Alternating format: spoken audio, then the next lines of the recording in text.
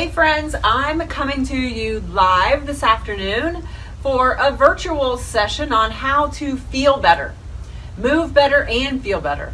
This is a joint program with Virtual Care and myself, Stephanie Carter Kelly. I'm a physical therapist that uses and integrates yoga into everything that I do.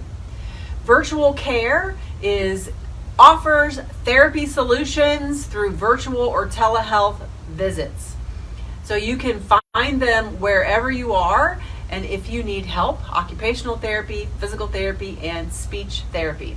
You can come back and join us the second Wednesday of every month. I will be here offering information about how to move better and feel better. So today we're going to talk about the abdominals. We tend to think of the abdominals as your core. I have a broader understanding of the core, but we're going to talk today specifically about the abdominals and how to train those abdominals without sit-ups, without crunches, without planks, without all of the exercises that are super hard to do. Because here's the thing about the abdominals is you need to be able to activate your abdominals correctly in order for them to support your torso and especially to be able to support your low back. Those muscles are important to be turned on all the time that you're in an upright position. The deep layer of abdominal muscles is on all the time when you're sitting, standing, walking. And if we think about some of the other exercises like a plank, that's a good core exercise, but it's so intense, it's so hard to do for many of us that we can't hold it for a long period of time. And when I say that the core muscles are turned on, they're holding you, they're supporting your posture at lower levels for a long period of time. So I'm going to take you through a progression of core exercises today. I have them laid out in the pictures, and I'm going to explain how to do them as we go through the process. So you're going to come onto your back, and we'll play around a little bit at the end too. So these positions that I'm going to go through first can be used for both testing to see how strong your abdominal core is, but then also for training. And I'm going to add a few other tricks and fun things to do to give you more variety. There's a variety of ways in this position to train your core. We're going to be on your back and supported. So these exercises can be done by people that have neck pain, if you have osteopenia or osteoporosis and you don't want that forceful flexion, and for people that have back pain. Because sometimes the curl-ups and the crunches increase low back pain. So come all the way down onto your back. The first movement that you really want to accomplish before you can progress the exercise is a pelvic tilt. So a pelvic tilt, arching and flattening your back, just to go back and forth between those two motions. Allow the pelvis to rock and arch your back. Allow it to rock backwards so that the low back pushes flat onto the floor, and if you hold that, you can feel that your abdominals are working. So that's really the first one. You need to be able to feel the movement of the pelvis in order to engage the abdominal muscles in the right position. So I'm going to cue you to engage the abdominal muscles, rock the pelvis back, push the small of the back down towards the floor.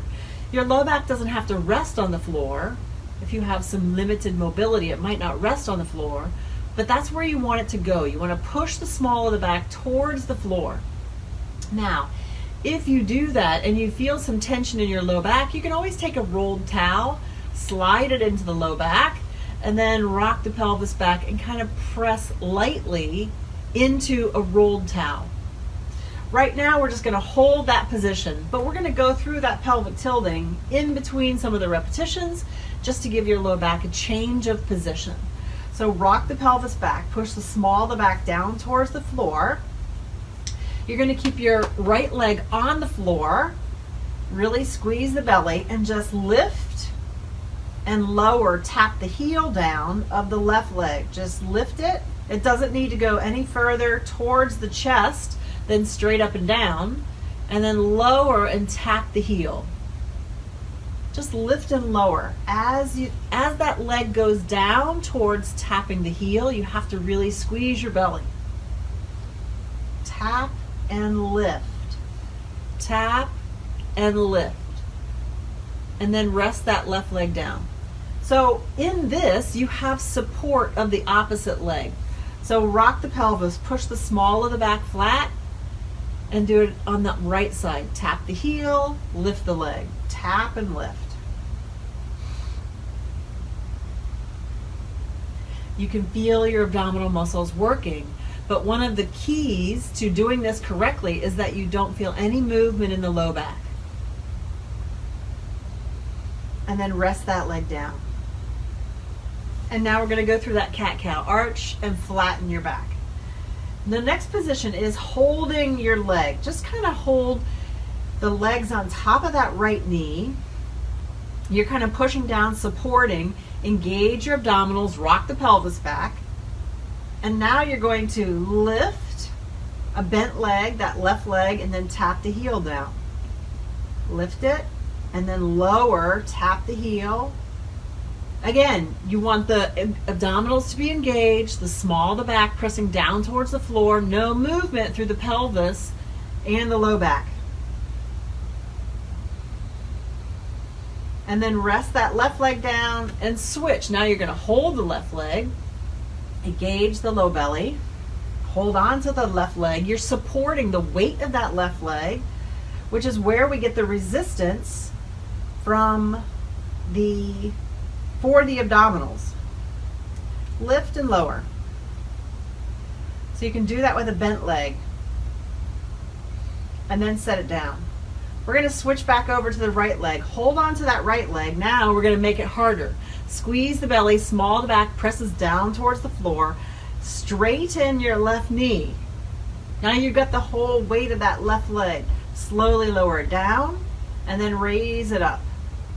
Slowly lower it down, raise it up. Don't let the pelvis rock, don't let the low back arch as you raise and lower one leg. You can switch. Now hold on to the right knee, straight left knee, straighten the right leg, squeeze the belly, small back presses down as you lower and raise. Lower and raise. I skipped the straight leg when the leg was on the floor, but you can also add a straight leg there too. Now, how do we make this even harder? Because we're getting harder as we go along here. Less support. So now we take the arms away. No support from the arms. Both legs are in this sort of 90-90 position. 90 degrees at the knees, 90 degrees at the hips. And just going to tap that left leg down, bring it back up.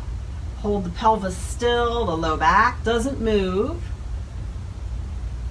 But at any point that you can't control the pelvis and the movement of the low back, then you're done. And you get to do the easier exercises. I shouldn't say easier, because they might be hard for you depending on how strong your core is. But there's less resistance. It's the difference, like we'll just pretend this is like lifting and lowering a 5-pound weight. But this is like lifting and lowering a 20-pound weight. So now when you do it with a straight leg and no support from the arms, no support from the leg pushing into the floor, that makes it harder. And the key is keeping the pelvis still, small of the back, pressing down towards the floor, and you don't want to feel discomfort in the low back. That's about all I can do. And I'm going to do cat-cow just to move my back in a different position. Flatten and arch. Flatten and arch. So that's the testing. That's a way to test. And at what position? Is it holding the leg? Is it having one leg down and moving? What is the position where you can still feel the abdominals working, but you're not straining through the jaw and the neck and the shoulders? You don't want to be straining to do the exercise. You want to feel the effort in the abdominals. You're also going to feel it in the legs. So squeeze the lower belly. And I play with this position in my classes. So this is the start position, and then you can always make it easier. You can reach the arms overhead. The more the knees come towards the chest, the easier that is for the abdominals. The more you take the legs away from the chest, the harder that is. More effort is needed from the abdominals.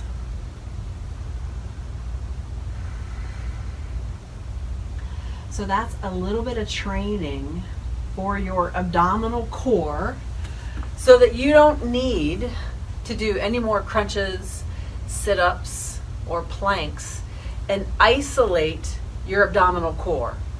Now, plank exercise is going to work a lot of other muscles, but it's important that we can isolate the core, the abdominal core, and also do other muscles.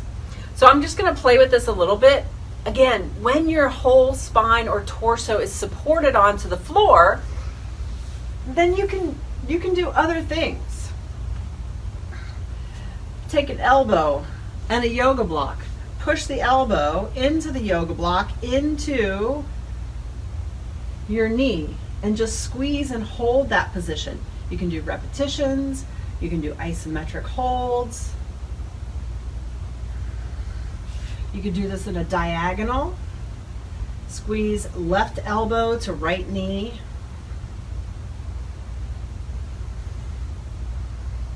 And then switch left elbow to left knee.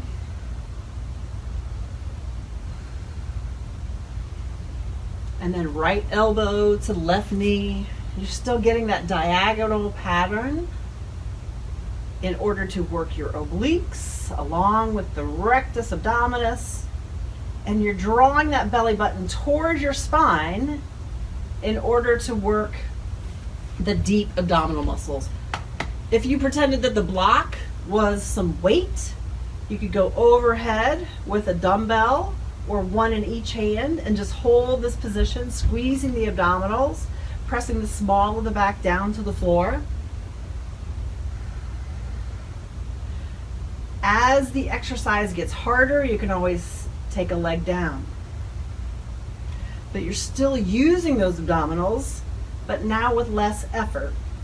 You're always looking for kind of that tipping point where you have effort in the abdominals, but the low back is nice and firm, not straining, no discomfort in the small of the back.